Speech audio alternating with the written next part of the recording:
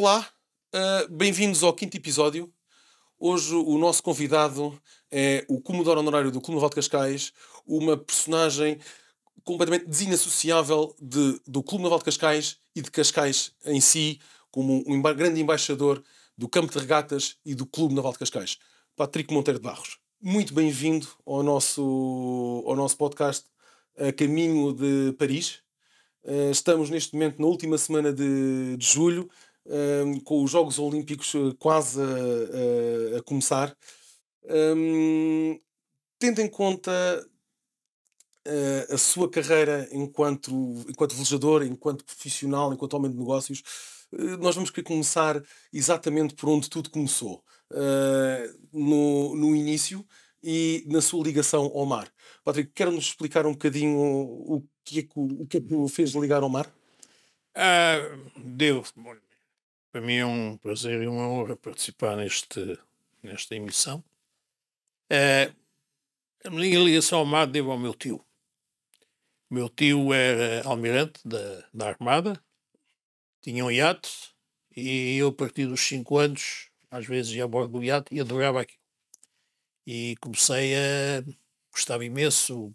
Saímos na sexta-feira da Associação Naval, vínhamos para Cascais. Para mim o sonho era passar a noite a bordo do barco e velejava-se um bocadinho, depois voltava-se para Lisboa. Foi ele realmente que me deu o vício. Uhum. E depois fui para a Mocidade Portuguesa, estive na Mocidade Portuguesa até aos 13 anos, depois deixei a Mocidade Portuguesa e fui para Cascais, onde comprei um Moss internacional, que não é o Moss Europa, nem os Moss voadores. E comecei a andar e depois andava também, fazia regatas de dragão com o Conde Stucky, fazia também regatas no iate dele no Binker, Uhum. e talvez o dia D foi a primeira regata que eu fiz estar, a proa do grande velejador Joaquim Fiusa, medalha olímpica de prata em Helsinki. Uhum. Quer-nos contar essa primeira experiência com este grande velejador? Bem, o Joaquim Fiusa é um homem muito difícil e é um homem que, por exemplo, contrariamente com o engenheiro Duarte Belo, que é uma pessoa extremamente técnico, o Joaquim Fiusa é muito intuitivo. Sim. Então eu fui para bordo, fui com ele quis treinar, a primeira regata do ano de Estado, Flama Azul. E então quando eu fui ao barco, disse, Sr. Fiusa, isto está mal, o que é que está mal? Ele é assim um bocado duro. Os brandais estão desafinados, com certeza. Eu desafino quando chego a terra, que é para os meus amigos não me copiarem as afinações. Depois foi tudo assim, quer dizer, era tudo. Ele tinha os brandais, quando nós íamos ali para a guia, de um lado os brandais mais caçados, porque o mar tinha uma certa coisa, contra a marreta tinha mais potência, menos caçados, e depois o reiki era, não sei se posso contar, Claro que pode. o reiki era um parafuso deste tamanho, ele de 10 voltas para a direita, 4 voltas para a esquerda, está bom. Depois pedi-lhe, quando chegou a terra, Sr. como é que o senhor se sente? Isto é um limpo. Meu rapaz, quando tu tiveres a cana de leme na mão, que tens a mesma sensação que estás a passá-la pelas coxas de uma miúda, é que o barco está mesmo como deve ser. Foi assim que eu aprendi. E a partir daí, olha, comecei a fazer regatas em Star, também andei de snipe com o Bernardo Espírito Santo e pronto, fui andando de Star. Ok. Portanto, sendo a primeira experiência na classe, Star. na classe Star, que tem uma carreira bastante extensa nesta Eu tenho uma classe. grande extensa, tem ali uma fotografia tirada no Mundial no Rio de Janeiro em que eu celebrei 50 anos de Stars. Mas depois do Star, perdão, eu fui estudar para Paris, para a França. E então aí em França entrei na classe fino. Sim. E comecei a andar de fino, comecei a treinar com a equipa de França de fino e fiz uma carreira fino de 60 e 65, Sim. 65 até, não, 64 até 1973. Ok, então em 64 juntou-se imediatamente em 65 para o primeiro campeonato grande em Cascais, na Não, classe fino, não? não. O Classe Fino foi em 1970. 1960, sim, A Gold Cup. sim, mas em 65 estava-me a contar. Houve um campeonato da Europa, que organizou-se em Cascais. Naquela altura era bastante limitado, só podiam correr 2 barcos por país. E nós tivemos que arriava-se os barcos de unidades, os estrangeiros não estavam habituados, tinham medo. E nós fizemos um grande namoro às entidades oficiais e com a vaga promessa de termos a Gold Cup 70, conseguimos o Cais Sul, foi o senhor Conde Caria, conseguiu o Cais Sul e fez-se uma rampa para permitir arriar os barcos facilmente. Rampa essa que foi entregue na véspera da primeira regata, à portuguesa, à portuguesa. Conte-me, ou seja, com toda a certeza que teríamos uma história muito por trás desta conquista que foi mais espaço para o clube e dotar o clube de uma área importante para que possa então ganhar um perfil de organizador de eventos desde 1970 até 1990. Quero-nos contar que acredito não foi fácil, de certeza, ganhar esse espaço.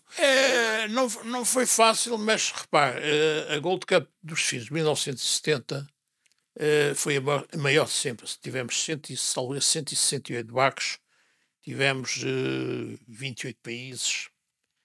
E o FIN era, digamos, foi o berço da geração dos grandes velejadores nas outras classes olímpicas mais tarde, no Star, no Zolling, no Tornado, etc. E, portanto, esses vieram a Portugal e deliraram com o Campo de Regatas das Cascais. Deliraram com o Campo das Cascais. E então permitiu, muita gente diz, I was in Cascais, é fantástico. Então permitiu-nos facilmente começar a fazer uma campanha de angariação de provas internacionais. E foi a partir, digamos, foi o pontapé de saída. Ou seja, um pontapé de saída em que o Dr. Patrick esteve sempre envolvido em grandes eventos. Pois, o segundo ponto, penso que é preciso dizer que o segundo pontapé de saída foi a construção da Marina. Sim. Porque mesmo com o Caixul, que não estava estávamos limitados no tempo. Podia-se normalmente velejar de abril até setembro.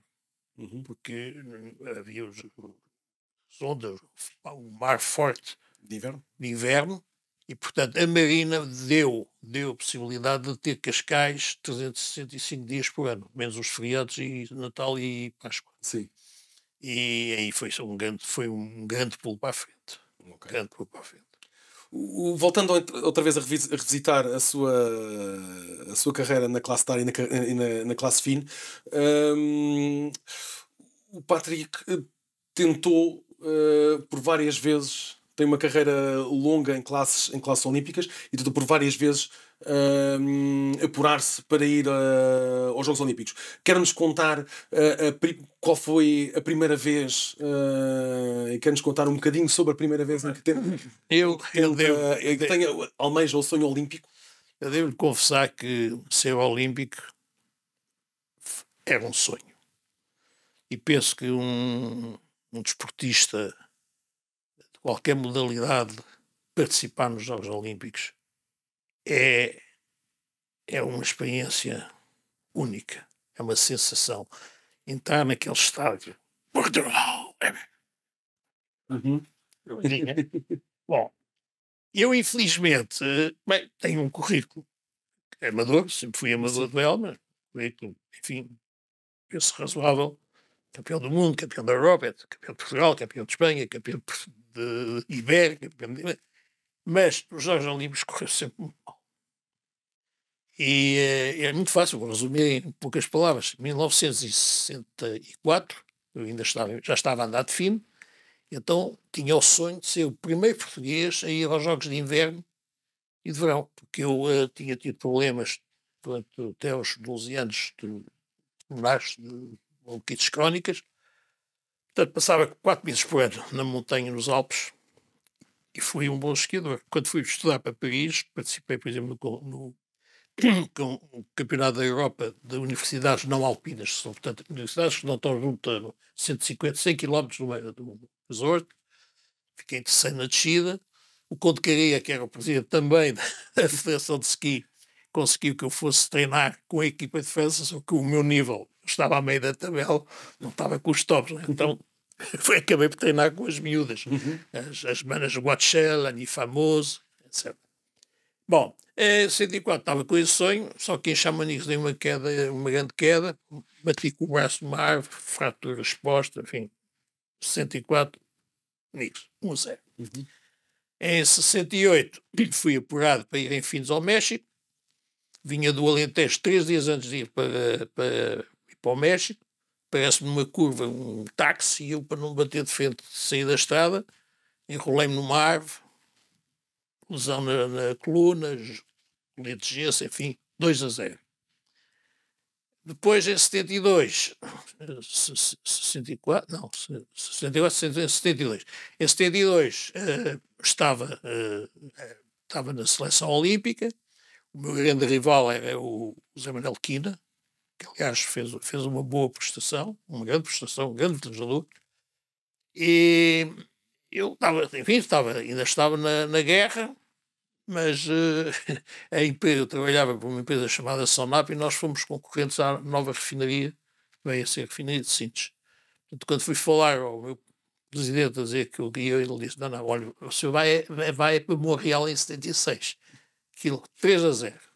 76, tive umas discussões um bocado desagradáveis com um senhor chamado Hotel Saraiva de Carvalho, tinha a mania de que queria me prender. Sim. Eu tive que ir embora e, portanto, não andei a ver. Claro. Em 80 voltei a Portugal e com o António Mardel Correia, também um grande jogador, com quem eu tinha feito regatas a proa dele também, fomos campeões de Portugal.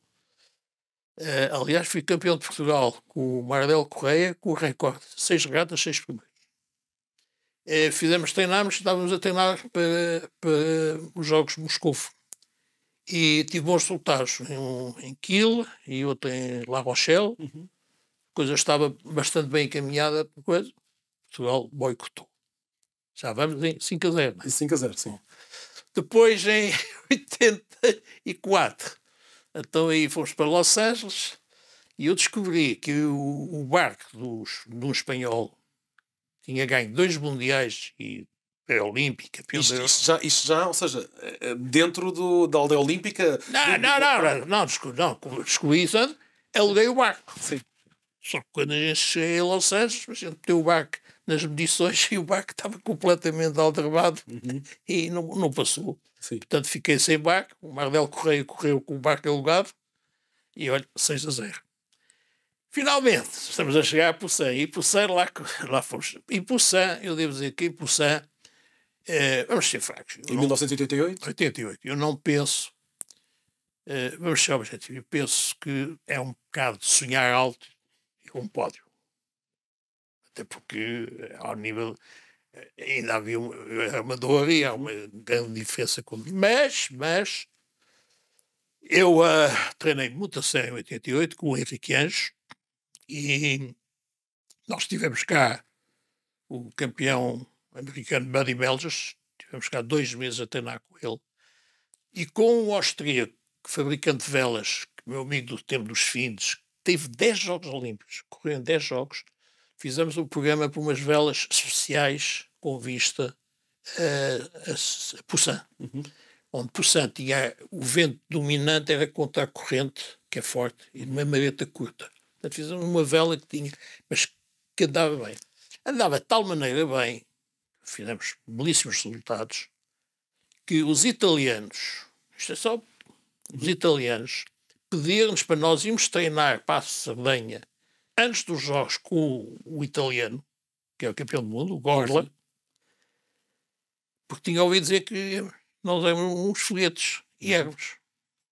Quer dizer, a gente nunca mais... E os italianos até nos transportavam os barcos de avião para Poussin. E quando a gente chegou a Poussin, qual era a minha esperança? Top 10. Se chegar só ao certificado, então é foguetes. Mas, olha, a gente treinou, ganhamos 3 regatas de treino e uma em segundo. O Rodas ficou uma em primeiro e 3 vezes em segundo. Então, a dominar aquilo, dentro daquela faixa de vento. Infelizmente, o Henrique Anjos teve um AVC na vista, Sim. com dores terríveis, foi evacuado para Seul. O Jorge Vozon, que é o chefe de equipa, mas que não estava parado, mas que é um excelente velejador, disse: eu vou correr contigo se for preciso. Mas o Henrique apareceu. E devo dizer que foi fantástico. Lá ficamos a gente ficou só em 14º, 15º. E depois ainda tentei Barcelona, mas aí o Fernando Bel ganhou aí muito bem as seleções, ganhou a primeira regata. E em 92 Barcelona acabou o sonho olímpico, mas sempre com aquela coisa do Coubertin. Uhum. Mais vale, o essencial é participar. Não é ganhar só. Foi um caminho e ao contrário daquilo que se passa hoje em dia, que os atletas olímpicos são atletas profissionais. Sim. E que dedicam a sua vida completamente à sua profissão. Começou em 92 em Barcelona com o Samaranch, presidente Samaranch, quando ele autorizou, ele viu que ia vender os Jogos Olímpicos como um show. Hoje é um show, já não é aquilo que era, é um show. E um show tem que ter qualidade. Claro. Portanto, se fosse os tipos do basquetebol, os Magic Team. Sim. E aí, a partir daí... mas a minha questão é, ou seja, desde 64 até 1988, o Dr. Patrick tem uma carreira na área de negócios completamente invejável, que toda a gente gostava de almejar, de excelência, exatamente como manteve uma carreira de velejador também de excelência. Como é que foi conciliar estas campanhas olímpicas e este trabalho para manter, ou seja, quando se tem o desejo e se traça o seu objetivo para conseguir estar no topo, enquanto velejador e enquanto profissional, é muito difícil manter este nível. Correto? Como é que conseguiu fazer esta... eu acho que vamos esquecer a primeira fase, ou seja, a época portuguesa. Sim. Mais virado para a sua pergunta, é a época pós-25 de Abril. Eu no 25 de Abril, como muita gente, tive que deixar o país e fui para os Estados Unidos e comecei a trabalhar de zero. E tive bons amigos nos Estados Unidos que me convidaram para andar a vela, fiz regatas com o Schoonmaker, não sei, e voltei. A sua pergunta é como é que, não tendo sido medalhista, como é que mantive um nível em que, como Corinthians, sou respeitado pelos profissionais disto. Quer dizer, é duro de ganhar. É muito fácil. Olha, deve-se a 2 pessoas. Um que está ali naquela fotografia, ao fundo, Henrique Anjos, que era mestre e dono de um arrastão e que estava sempre disponível, e nós, ele era Corinthian, mas tínhamos arranjado uma pessoa que o substituía a bordo do arrastão. E outro está ali, é o mestre Patacas. E, portanto, e devo muito a este homem, mestre Patacas, porque é o melhor capiteiro do mundo. E eu, por exemplo, telefonava-lhe e dizia: Manel, você vá para Miami, lá a casa, pega no carro, pega no Star, e no dia 16 de Abril estou em Los Angeles, que é o barco quando chegava lá estava... Eu, por exemplo, fazia isto, muitas vezes fazia isto. Estava na Nigéria, estava na área dos petróleos, saía sexta-feira à tarde da Nigéria, chegava a Miami sábado de manhã, fazia regatas sábado e domingo, e segunda-feira ia para a Venezuela. Quer dizer, mas só consegui fazer isso porque tinha uma pessoa que tratava de toda a logística. Se eu tivesse que fazer tudo, eu próprio nunca teria conseguido. E eu acho que valeu foi ser capaz de montar uma equipe que permitisse disponibilizar o tempo máximo para poder treinar. Sem dúvida alguma. O mestre Patacas e o mestre Henrique Anjos são, sem dúvida alguma, figuras históricas do Clube Naval de Cascais. Há diversas histórias do Carlos Patacas e do mestre Henrique Anjos aqui. Patrick, quer partilhar alguma história em concreto destes seus dois grandes companheiros de equipa da década de 70 e 1980? Acho que o Henrique, para mim, foi a impulsão. Estou bem, estou bem. Mas não vens para aqui para passear, pá. Tipo, com um AVC, com dores à noite. Acho que foi. Bem, mas o Henrique, não se esqueça, era fuzileiro, duas comissões de ultramar, na Guiné. Uhum. Era bombeiro voluntário e é um excelente e um tipo duro, teso, fantástico. O Patacas era um Mozart. A história talvez mais impressionante do Patacas que eu me lembro não foi bem comigo, foi com o rei de Espanha, o atual rei, o ex-rei, Reis Mérito. Dom Juan Carlos, que nos ofereceu o troféu Juan Carlos, etc. Nos Jogos Olímpicos, o Juan Carlos estava a correr dragão, estava bem, e ele parte da carlinha do pé de mastro. A Espanha naquela altura não tinha uma boa equipe, não tinha carpinteiro. Foi lá um carpinteiro, senhor, o barco está, não se pode reparar. E o Patacas estava lá, o Juan Carlos estava muito triste, e então o Patacas disse, oh, Alteza, dá-me licença que eu vá lá ver o barco. Bem, escusar-se a dizer que o Patacas tinha conseguido, não sei como, trazer o filho também para dentro da aldeia Olímpia, não sei como. O Rui, não é? Não, o Carlos. O Carlos. E então trabalhavam toda a noite Sim. e no dia seguinte ao pequeno almoço, o Patacas vai ter. Alteza, o barquinho está pronto. E o rei ganha a regata nesse dia. Depois não foi ao bronze porque teve o OCS. Uhum. Quando o Patacas faleceu, o Juan Carlos mandou o embaixador de Espanha, em grande uniforme, entregar à viúva do Patacas. Quando ele via, oh, o carpinteiro português que ajudou o rei da Espanha. Uma carta pessoal, manuscrito. Sem dúvida alguma que o mestre Patacas era uma das figuras icónicas. E O único ponto fraco que ele tinha é que guiava muito mal. Ele ferrava-me os barcos, mas ainda pá. Tem-me cabe não sei quantos carros. Não, mas ele é formidável. Mas foi assim, quer dizer, mais. Esta fotografia que tem aqui, que as pessoas devem estar a ver. Está ali, olha. Sim. Ali está ali. Está ali, exatamente. Foi lá. Está ali a outra, já fardado da equipa olímpica, e fazia parte da equipa do Dr. Patrick e do mestre Henrique Anjos. Esta fotografia é impressionante, que está espalhada em vários sítios do país, nomeadamente aqui no seu escritório. Está também no Clube Naval de Cascais e está também no sítio mais icónico de todos, que um barco partilha o nome do mestre Patacas, em Vila Moura, que é impressionante como é uma pessoa que deixa uma marca. Mesmo, olha, eu estava a preparar a entrevista, estava a ver ali uma revista da classe Star em que ele estava a falar que ele mexe Patacas. Uhum.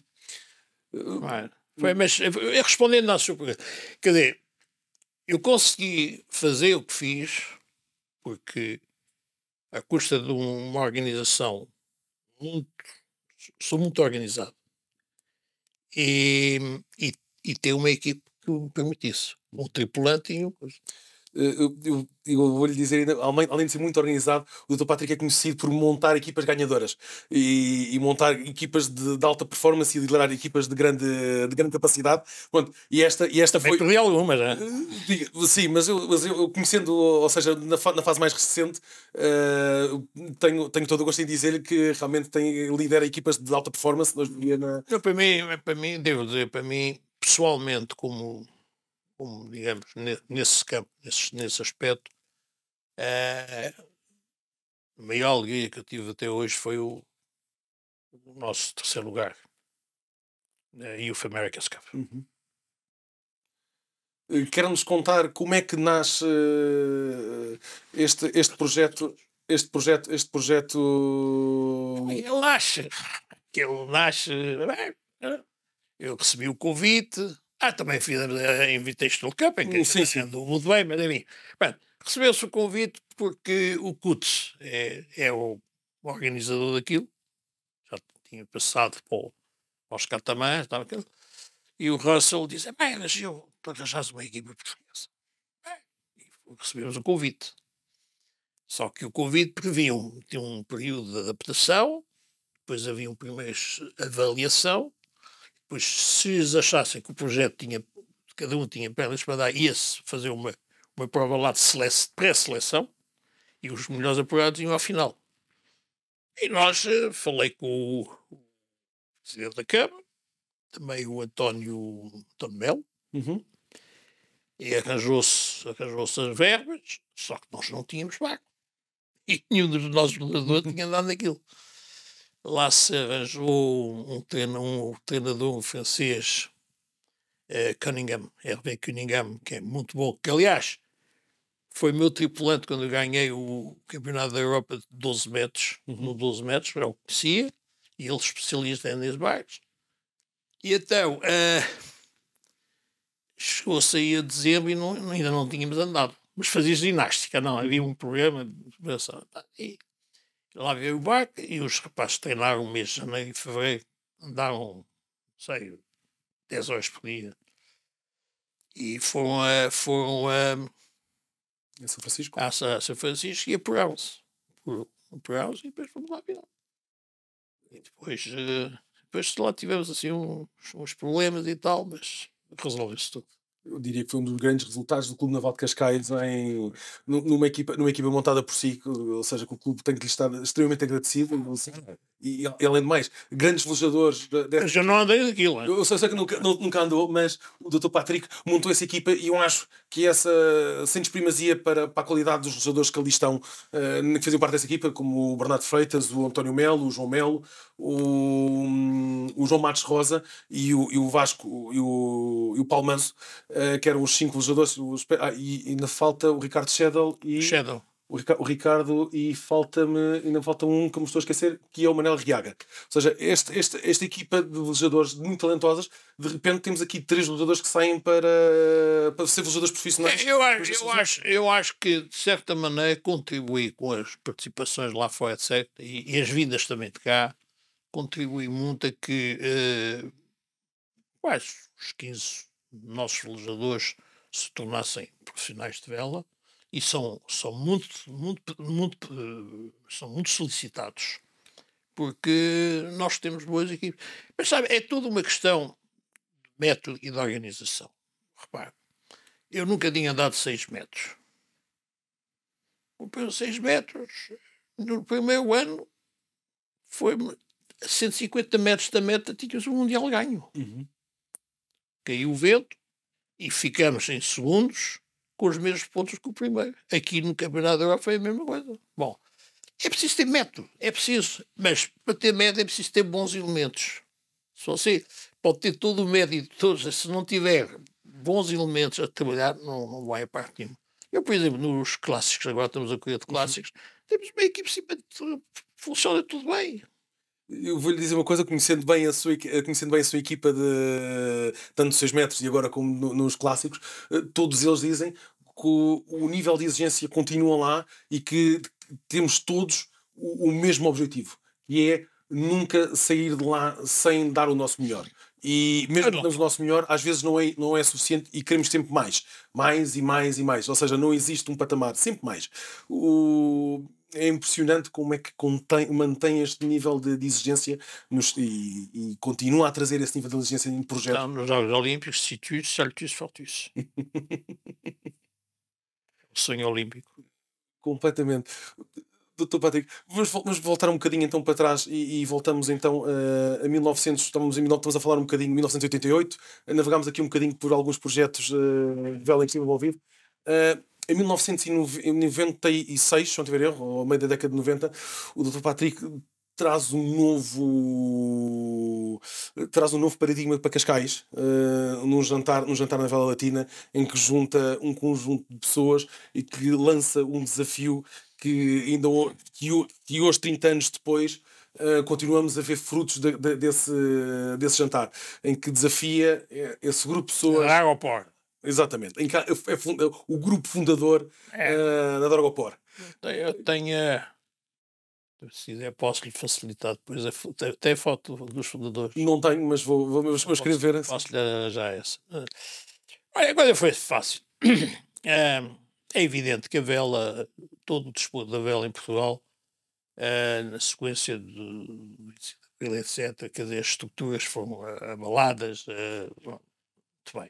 E as pessoas envelheceram. O que aconteceu é que houve um vácuo de juventude. Não houve aquele viveiro que havia.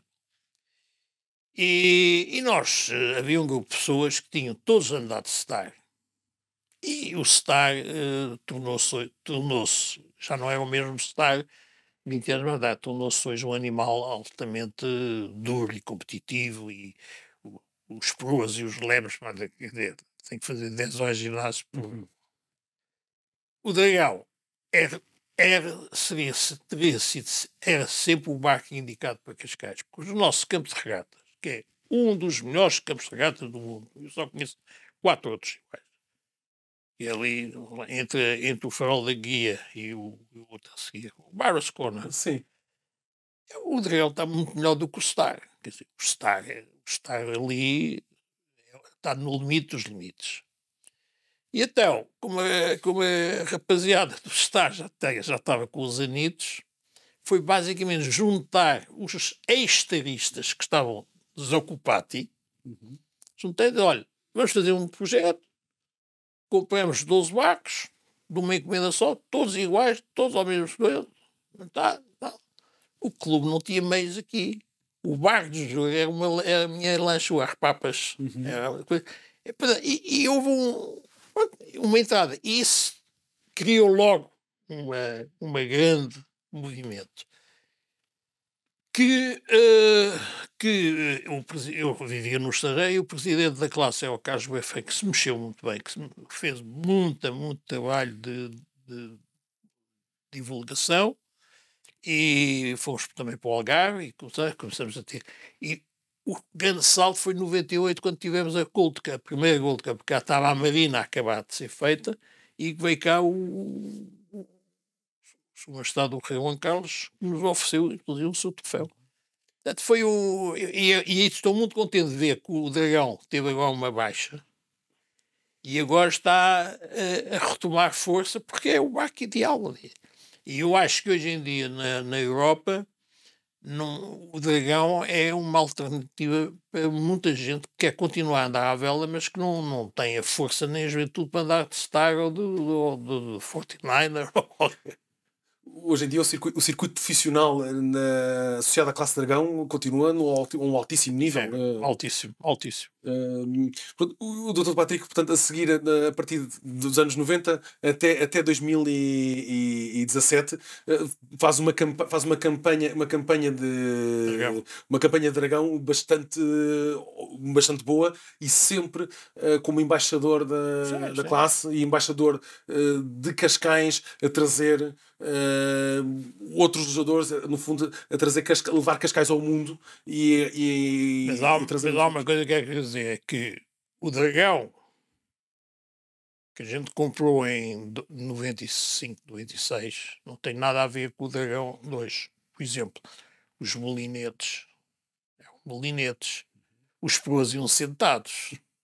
Agora o dragão é velejado quase como um diga com quilha, não é? Tem ali uma fotografia, só falta os foils, não é? Mas, quer dizer, eu pessoalmente tomei a decisão de tivemos o Campeonato da Europa cá, fiz um bom Em resultado 2013, sim. e disse, bom, agora já estava a começar a ficar, os anos pesam-se. Uhum. Eu só queria dizer, eu, pô, daqui a uns meses faço 80 anos. Uhum. Portanto, pesa. Então disse assim, então vou para os 6 metros. Quem me meteu os 6 metros foi o Carlos. Uhum. Mas eu não fui para os clássicos, fui para os modernos. Conte-nos um bocadinho como é que nasceu a sua paixão pelos 6 metros. Exatamente, contou-nos que foi Sua Majestade o Rei Juan Carlos. Eu já tinha corrido em 12 metros. O barco não tem 6 metros. 6 metros é um número Da Fórmula. é uma forma que tem que chegar a 6. Foi simples. Eu estava em Madrid, fui jantar com o Carlos e a Sofia, a minha mulher, e ele disse: então parece que tu vais deixar o dragão. Pô, depois fui, aquilo é. Sim, lá no teu Baroscona, aquilo é muito duro. Tá bom. O que é que faz amanhã? Amanhã nada, está uma vez comigo. Ele estava a construir um barco, que é o Stella, estava a construir o Stella, depois ficou, ele optou pelos clássicos. Porquê é que não vais para os 6 metros? É ótimo, não sei o quê. Mete aí. Mas ele fez muita força. Então eu fui a Vancouver, fui ao Campeonato do Mundo, vi um bocado quem é, e optei pelos modernos, e não pelos clássicos, até porque não queria correr contra ele. Ele ganha tudo. Sim. Ou seja, para preservar-te, se calhar, na amizade. Não, a amizade nunca estava, não se afeta, mas os clássicos é uma lotaria. Os barcos são muito diferentes uns dos outros, e ele teve a sorte de comprar um belíssimo barco, que é em certas condições não há ninguém que o agarre. Uhum. Eu tive, graças a Deus, tive a oportunidade de acompanhar durante o Campeonato do Mundo na classe 6 metros em Sanxenxo, exatamente antes do Europeu em Cascais, e era impressionante o nível de profissionalismo que a frota tinha. É importante explicar lá para casa que as pessoas pensam, ok, são barcos clássicos, mas continuamos a ter um nível de exigência bastante alto, e os modernos, que também são barcos construídos já. A classe não tem a regra de skipper owner, Uhum. mas a verdade é que 90% dos lemos são proprietários e amadores. Não há muitos lemos profissionais. Há um ou outro, mas não há muitos. As tripulações é que são praticamente as que estão no topo, é tudo profissional. Patrick, vou querer que nos conte um bocadinho da história já na classe 6 metros, e como é que convence a classe, que normalmente estão habituados a campos de regatas mais calmos do que Cascais e águas mais abrigadas, como é que foi convencer os seus pares nas várias annual meetings da classe que Cascais era o local, Cascais era o sítio em que tinham que vir experimentar e tinham que vir mais uma vez a trazer o seu papel de embaixador e trazer novas classes, trazer novos projetos a Cascais. Como é que foi convencer os seus pares? Não foi fácil, porque aliás, não sei se lembra, na distribuição de prémios, o presidente da classe começou por dizer: eu peço desculpa, porque na Assembleia eu votei contra Cascais, dizia que havia muito vento, etc. E tivemos umas regatas ótimas. É evidente que tivemos bom tempo. Sim. Se tivéssemos tido aquelas rodadas clássicas, mas essas com as alterações climatéricas já não existem. Não, mas não foi fácil. Mas eu consegui explicar que nós basicamente temos 2 campos de regata. Temos um campo de regata fora, que é o Baroscona, do farol da guia até lá fora, e cá dentro. E no meio há um buraco. O que é que acontece? De manhã até manhã está sempre vento lá fora. Não há vento da Bahia. Quando o Buddy Melos esteve a treinar aqui comigo, ele dizia que é o melhor campo do mundo para treinar. Nós saímos às 8 da manhã, treinávamos na Bahia com vento de sul, light wind, mudávamos as velas, depois íamos a reboque, onde não havia vento, até à guia, Fazíamos 2 horas lá fora com 15, 20 nós e ele, depois voltava. E à tarde corria-se aqui dentro da Bahia, que é vento norte, ali no noroeste. Portanto, eu expliquei-lhes que se havia casos em que havia muito vento no campo de fora, nós temos, só que é mais tarde, as regatas têm que ser. Isso tem sido um dos grandes problemas. É que muitas vezes as regatas não saem tão bem porque quer dar a mesma hora. Aqui dentro da Bahia a partir das 6 da tarde. Sem dúvida alguma, cada vez mais, e na gestão do clube, marcamos as horas das regatas, tendo em conta as condições. Se você quiser correr aqui dentro, razões está muito vento lá fora, é às 3 da tarde. Mas é vento norte e shifty. E mar liso. Lá fora é outra música. Como já mencionou várias vezes, falou-nos do The Bar's Corner. Como é que ou seja, uma área de regatas que tem o nome do Comodoro Honorário, ou seja, do embaixador de Cascais. É brincadeira. Sim, mas quero-nos explicar como é que nasceu esta denominação a este campeonato. Porque eu, uma altura na minha vida, andava muito bem com o vento rijo. Portanto, queria sempre ir para ali. E então foi alguém que diz, he likes to go to Barras Corner. Foi assim que nasceu assim, foi de brincadeira. Agora sou mais especialista para vento mais fraquinho. Não só por causa das classes que navega, mas também da... Idade. Patrick, quer-nos contar um bocadinho sobre o seu último projeto? O seu último projeto, obviamente não será o último, mas o projeto que neste momento está a correr nos clássicos, que de passarmos de barcos monotipos, navegarmos depois em barcos de box rule, como é o caso dos 6 metros, em que podem haver algumas alterações sempre respeitando a fórmula, e agora passou para o iates clássicos em que tem realmente handicap. Qual é a diferença? Estamos a correr contra o relógio. Exatamente. Eu acho que... Vamos lá ver. Eu vim do Dragão. Monotipo, se quiser chamar monotipo. Não é, mas... Pois, os anos começam a pesar, não é? Então, vamos para os 6 metros. Nos 6 metros, hoje em dia, quem faz mais força, quem se cansa mais é o leme. Porque os pros vão todos lá em baixo. Não vai fazer peixe, mas está sentado cá fora. O projeto do Selim, não é o Selim das voltas ao mundo. Sim, o Selim 6 metros. Selim 6 metros, e nós em 4 anos fizemos 5 pódios. 2 no Campeonato do Mundo e 3, não, fizemos 5 pódios, 2 pratas e 3 bronze. E as 2 pratas com os mesmos pontos do que o ouro. Portanto,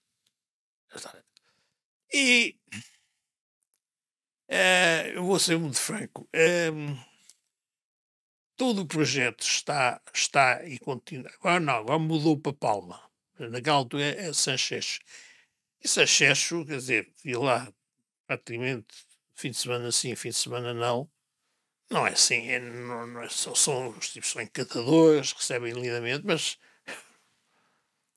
quer dizer, o senhor de Barros não é assim grande fã, não é? E eu disse, são umas regatas sítios mais divertidos. Mais divertidos. Quais são? É Cannes, é Saint-Tropez, é Antibes. Não tenho que ir para a Escandinávia e não gosto. Portanto, tinha que ser portanto, foi por exclusão de partes. E fui para os clássicos e está a correr bem. Mas tem que dar a correr lindamente o projeto Falcon, ou seja, tivemos o lançamento. O projeto feito. Depois tive a sorte de. Não é um projeto só meu, é um projeto em parceria com o Paulo Mirpuri, que é uma pessoa que gosta imenso do mar, que tem feito muito pelo clube, que gosta de andar à vela em grandes distâncias, grandes velocidades, grandes coisas.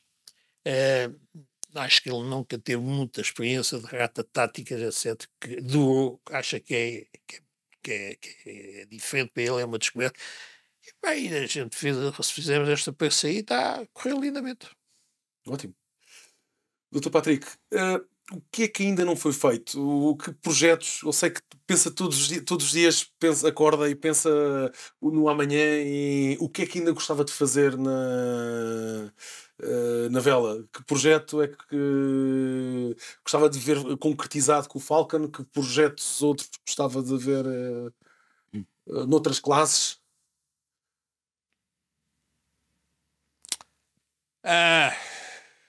Good question. Eu vou ser franco, eu neste momento estou muito focalizado no Falcon. Acho que é um projeto que eu gostaria que durasse 3, 4 anos. Depois disso, Deixa-me só interrompê-lo o raciocínio. Ou seja, porque o Falcon vai fazer o centenário dentro de 3 anos, se não estiver em erro. não, Não é mais, correto? mais, É mais? não mais. Ele é 37, faz o centenário em 27. E 27. Ou seja, estamos a 3 anos.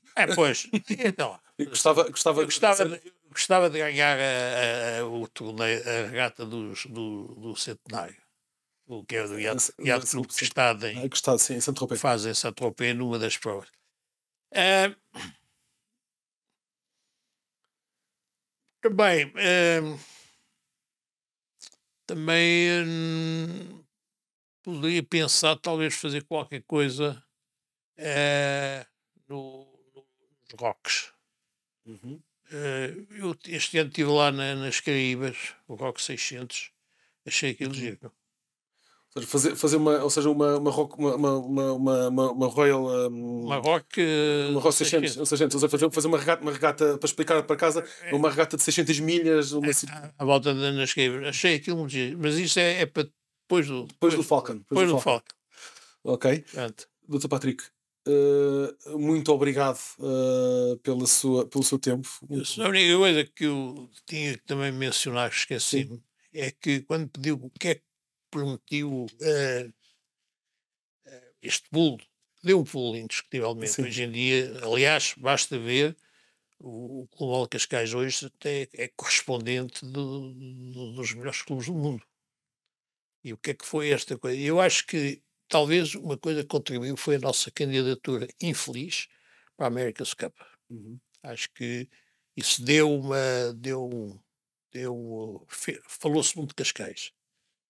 E o facto depois das regatas não terem corrido nada bem em Valência, Uhum. veio reforçar mais entre aquele meio que decide Cascais a great place to sail. Ou seja, 2003, ainda antes de nos irmos embora, 2003 é se calhar o pontapé de saída para o Clube Naval de Cascais moderno. Não é 2010, é isso, e depois quando temos as First America's Cup Series aqui. Uhum. As Isso é 2010. Que é cá, 2010 foi cá, e correu lindamente. Só que os bares não faziam foiling aqui. Ainda. Mas realmente, visitando 2003, ou seja, nós perdemos a candidatura, infelizmente, mas logo a seguir o Dr. Patrick consegue pegar neste trabalho todo feito, ou seja, foram horas e horas e Não, espera, a gente esqueceu uma coisa. Sim, 2007. O Campeonato do Mundo da ISAV. Exatamente. Era exatamente aí que eu queria chegar. É que o Dr. Patrick pega no trabalho todo feito e diz assim: pronto, temos isto pronto. E não foi, ou seja, não foi entregar a bandeja, foi readaptar e trabalhar politicamente para que isto conseguisse acontecer. O Dr. Patrick quer-nos explicar um bocadinho como é que foi essa candidatura, ou seja, da desilusão de 2003, em que o Dr. Patrick ficou muito triste. Não, isto é como nos negócios, você ganha, é como tudo, ganha umas, perde duas. Só que eu não gosto de perder na secretaria, não é? Uhum. E não tenho dúvidas, já o disse, a atitude do Sr. Bertarelli e do Bertarelli, porque ele nem sequer passou cartão ao clube, Uhum. foi absolutamente inadmissível. Quer dizer, nós tínhamos o negócio fechado verbalmente, confirmado depois com cartas de crédito, e ele depois foi ao outro lado e disse agora dê mais, e o dois com o seguinte argumento, só este. Todos os documentos que ele assinou diziam subject to the final approval of the Société Nautique de Genève. Porquê?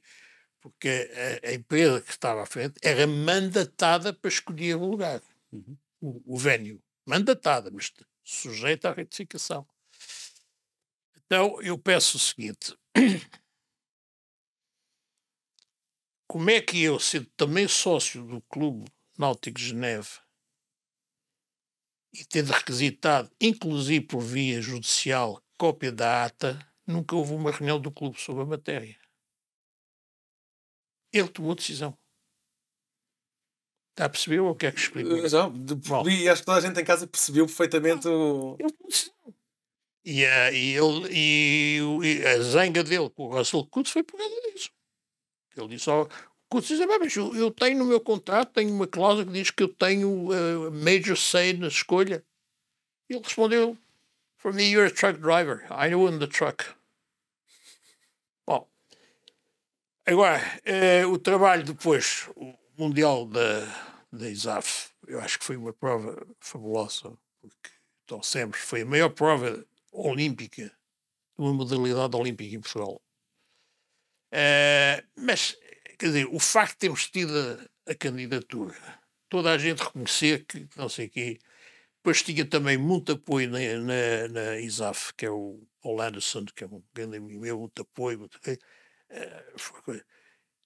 Como sabe, eu depois tive que sair, porque mudou o governo e basicamente fui saneado. sim. Jobs for the boys. Sim. Não, foi verdade. É verdade.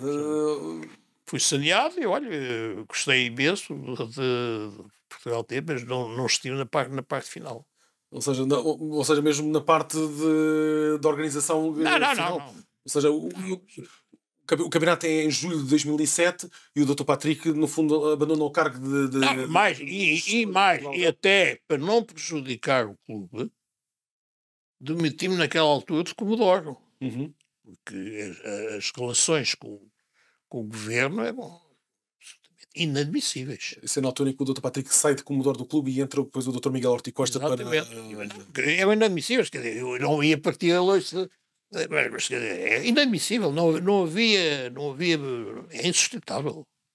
Ou seja, Eu vi uma vez o secretário de Estado, aquilo atrasadíssimo, tudo com uma data de decisões importantes a tomar, nem que fosse a questão do concurso para os votos, que acabou por ser um aluguer, por justo direto.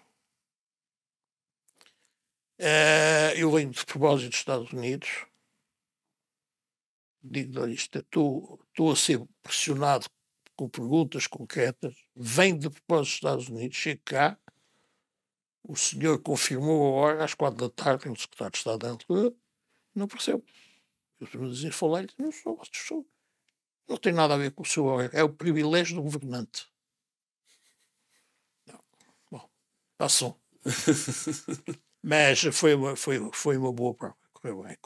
E, ou seja, e a partir daqui nós começamos a organizar os major events. Você veja se tem 1000 tipos que vieram cá andar à vela. Daqueles 1000 tipos que vieram, 1000 tipos de concorrentes. Sim, 1000 concorrentes profissionais, ou seja... Já profissionais. Sim. Quer dizer, eles ficaram... Pronto, e quantas equipes vêm que treinar para aqui? Foram imensas. E nós temos um rácio de sucesso de provas de calendário de cumprimento com a Marina, que foi o grande plus, de 85%. Não há ninguém no mundo que tenha isso. São muito poucas as vénias que conseguem ter um rácio de concretização de regatas tão alto como... Mas estamos... É espetacular. E realmente... Já agora, aproveitando então para fazer as últimas perguntas, que é... As últimas, sim. Tem que ir trabalhar. O que é que vê? Qual é a sua visão para o clube? O que é que acha que ainda falta fazer no clube? Enquanto organização desportiva e enquanto organização de mérito e de velejadores olímpicos e de velejadores de excelência? Olha, eu devo dizer o seguinte. Eu acho que nós olhamos para a Nova Zelândia, um país que tem 5 milhões de habitantes, tem um barco para cada 4 habitantes, e que não há nenhum Jogos Olímpicos sem que eles não venham com uma ou duas medalhas. Então, qual é a receita? Bom, e o que eu acho que falta no clube, falta é criar uma cultura mais intensa do clube. Ou seja, regatas durante a semana ao fim da tarde, mais convívio desde a idade mais nova até otimista e por ali fora. Quer dizer, o clube não pode ser só um organizador de regatas e um armazém de barcos. E eu defendo há muitos anos que, por exemplo, uma das coisas que eu vejo em Palma que é um sucesso é a piscina. Uhum. E nós temos que arranjar maneira de ter uma piscina. Porquê? Porque os miúdos vão para a vela e as mamães estão ali na piscina. E depois estão, quer dizer, é preciso encontrar. E na Nova Zelândia eles têm uma cultura, por exemplo, os miúdos aprendem a tratar barcos, reparar barcos, cortar velas, quer dizer, eles conseguem criar uma cultura que nos faz falta. Nós deveríamos procurar copiar um pouco isso. Okay. Eu devo dizer que tive tripulantes no meu barco com o qual dei 3 voltas ao mundo, principalmente neozelandeses. Eles são extraordinários. Têm uma maneira de uma cultura náutica muito, muito feliz. E os resultados falam por si. Sem dúvida alguma. Sem dúvida. E, portanto, eu acho que o clube, em termos desportivos, está bem, mas precisa de criar, atrair mais gente e dar a todos a possibilidade e o gosto de estar no clube. E eu, antigamente, no Global Cascais, a gente chegava, almoçava, íamos para o balneário de ducha. Agora as pessoas já vêm vestidas de casa, metem-se no carro, saem do carro, porque não tirando os eventos, mas não há. E nós precisamos de atrair os jovens pequenos com as mães e os pais vão para a pesca ou vão para a vela. Ok. Pronto. Bom. Dr. Patrick, muito obrigado pelo seu tempo. Muito obrigado pela sua entrevista.